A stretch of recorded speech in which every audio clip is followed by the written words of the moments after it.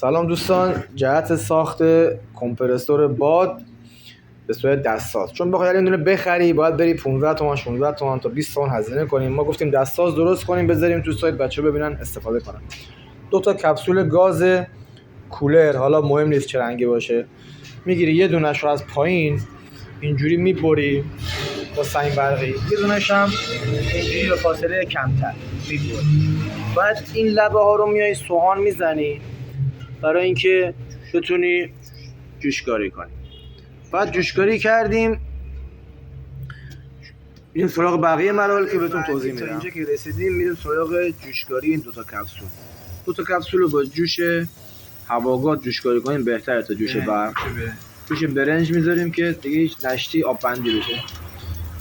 جوش برق ممکنه آب کنه، یه جایی هم نشتی داشته باشه. قشنگ دور تا دورشو میدیم، حالا یا خودمون یا میبری بیرون.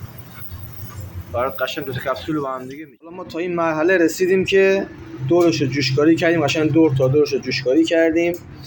بعد اومدیم اینا رو گذاشتیم اندازه‌گیری کردیم برای اینکه موتور رو می‌خوایم روش قرار بدیم.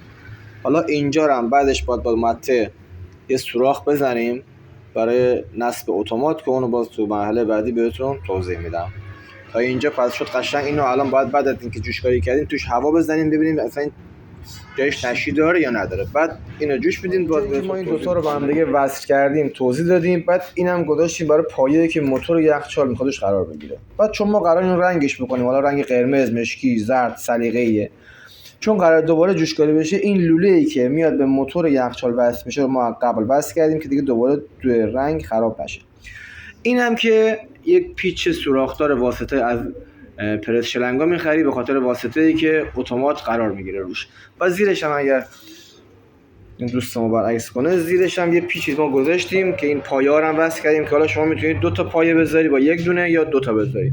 این پیچ هم گذاشتیم که به خاطر تخلیه آبش، تخلیه عرق میکنه، آب میکنه و هر چیزی. بعد حالا بعد اینکه با تفلون میبندیم، بعد اینکه رنگ کردیم قشنگ سرهمبندی اتومات هم بهتون توضیح کامل. دوستان در مورد آفتومات یا کلید اتومات که میخواین تهیه کنین، یه دونه عقربه میخواد که تقریبا 160 تومان قیمتشه. یه دونه کوبلینگ میخواد تقریبا 110 تومان 120 تومان قیمتشه.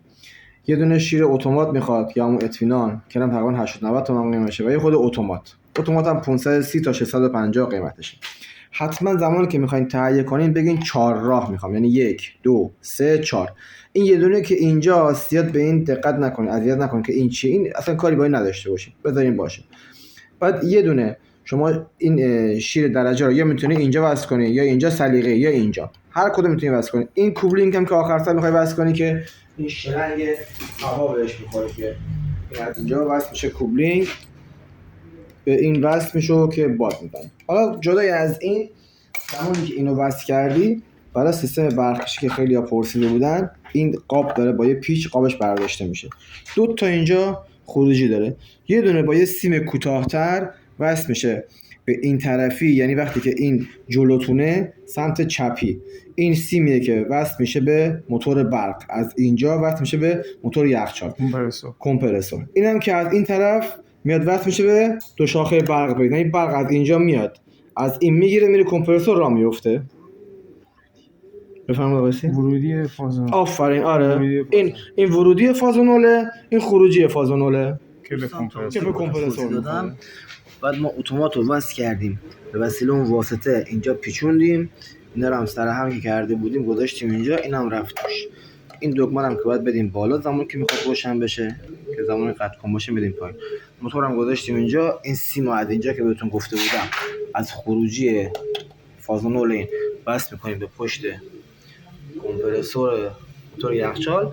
این یه دونه هم که وصل میشه مستقیم به سیم برق و روشن میشه و تمام.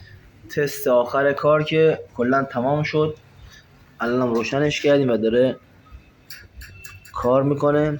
این گیج هم که بره بالا خودش بیاد تقریبا روی 125 150 160 هر جایی که تنظیم شده باشه کار کنه، شروع میکنه قطع کردن. و اینم که با دیگه جمع شد تو مخزن.